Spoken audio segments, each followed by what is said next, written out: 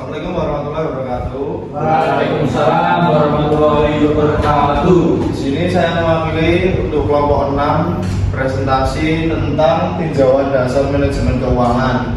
Perkenalkan, nama saya Rehanata Imam, NPM 242009193. Saya Zafira Manisa, NPM 2420197. Saya Devona Gelara Fida, NPM 2420198. Saya Elisa Sarani dengan NPM 2420188. Saya Dinur Anggreni, NPM 2420172. Saya Dewi Kopipa dengan NPM 2420171. Pengertian manajemen keuangan. Manajemen keuangan adalah manajemen keuangan berkaitan dengan perolehan aset, pendanaan, dan manajemen aset dengan didasari beberapa tujuan umum. Dari definisi di atas dapat diambil dari kesimpulan bahwa manajemen keuangan adalah salah satu fungsi manajemen terhadap segala aktivitas perusahaan yang berhubungan dengan kegiatan memperoleh sumber dana, menggunakan dana, dan manajemen aktiva untuk menciptakan kemakmuran bagi pemegang saham melalui maksimalisasi nilai perusahaan. Selanjutnya yaitu fungsi manajemen keuangan. Yang pertama yaitu keputusan investasi. Keputusan investasi adalah fungsi manajemen keuangan yang penting dalam penunjang pengambilan keputusan untuk berinvestasi karena menyangkut tentang memperoleh dana investasi yang efisien, komposisi aset yang harus dipertahankan atau dikurangi. Yang kedua, keputusan pendanaan. Keputusan pendanaan perusahaan. Pada prinsipnya, fungsi manajemen keuangan sebagai keputusan pendanaan menyangkut tentang keputusan apakah laba yang diperoleh oleh perusahaan harus dibagikan kepada pemegang saham atau ditahan guna pembiayaan investasi di masa yang akan datang. Dan terakhir, keputusan manajemen aset. Keputusan manajemen aset adalah fungsi manajemen keuangan yang menyangkut tentang keputusan alokasi dana atau aset, komposisi sumber dana yang dipertahankan, dan penggunaan modal balik yang berasal dari dalam perusahaan maupun luar perusahaan yang baik bagi perusahaan. Selanjutnya, prinsip manajemen keuangan. Yang pertama, konsistensi.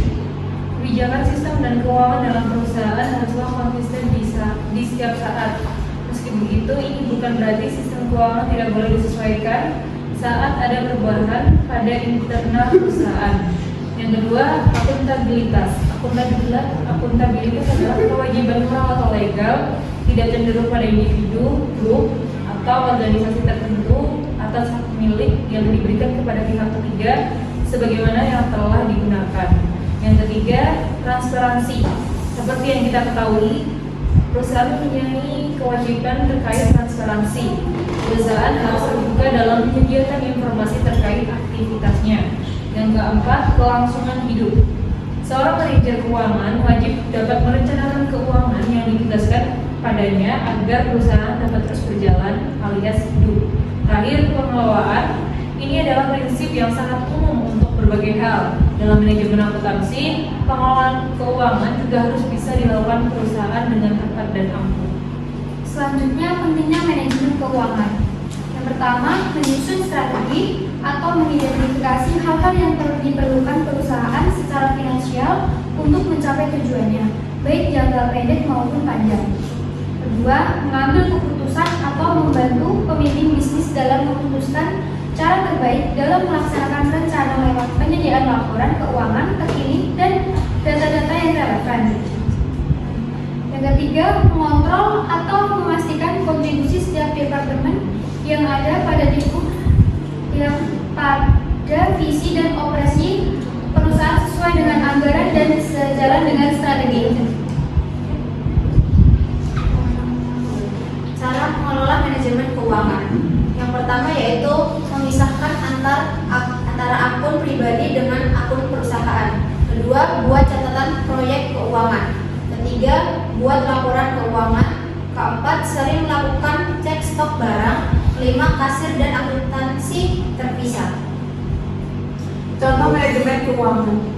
1. Pembuatan anggaran, yaitu menentukan alokasi uang untuk kebutuhan pokok seperti makanan, tagihan rutin, transportasi, serta alokasi untuk tabungan dan investasi.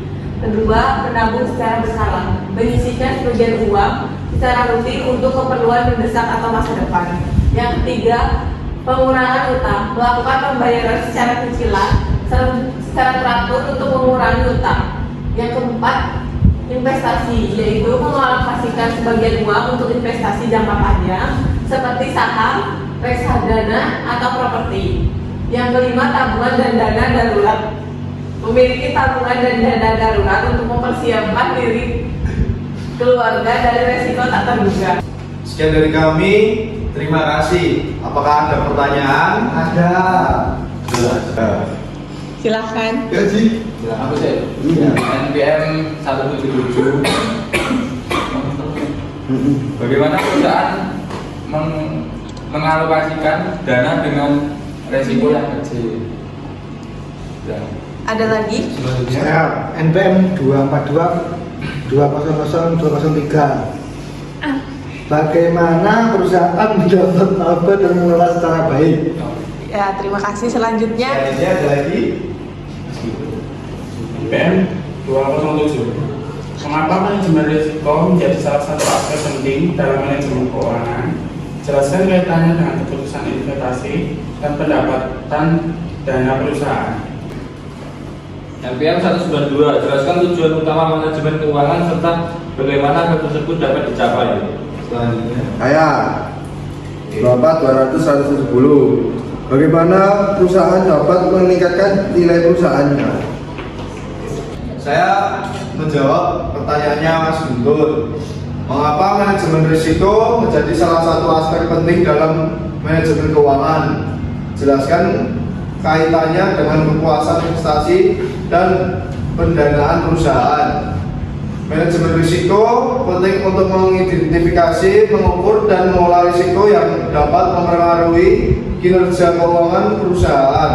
Dalam keputusan investasi, risiko berkaitan dengan kemungkinan kerugian akibat investasi yang gagal. Dalam keputusan pendanaan, risiko muncul dari ketidakmampuan membayar utang atau bunga.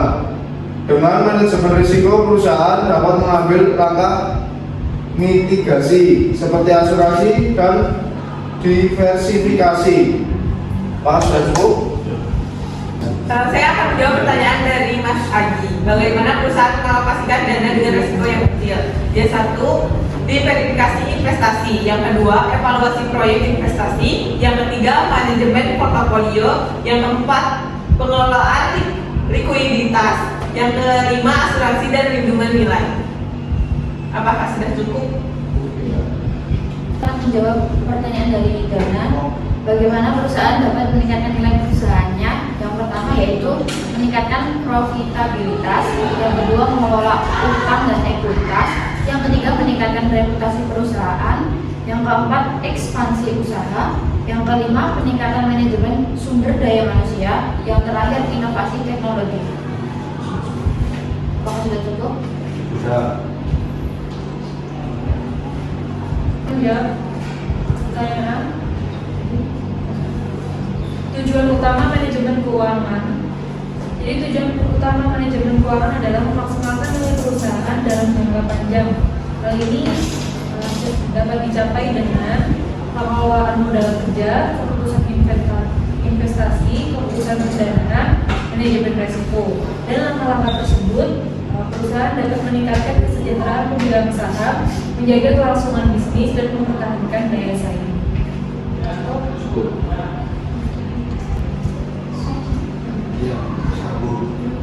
Baik, saya akan menjawab dari pertanyaan Mas Ferdi. Bagaimana perusahaan mendapatkan laba dan mengelola secara baik? Dengan cara meningkatkan pendapatan, mengelola biaya, dan diversifikasi. Apa sudah cukup? Sudah. Tidak ada yang bertanya lagi. Sudah. Cukup. Sekian dari kelompok kami. Wassalamualaikum warahmatullahi wabarakatuh. Waalaikumsalam warahmatullahi wabarakatuh. Ya.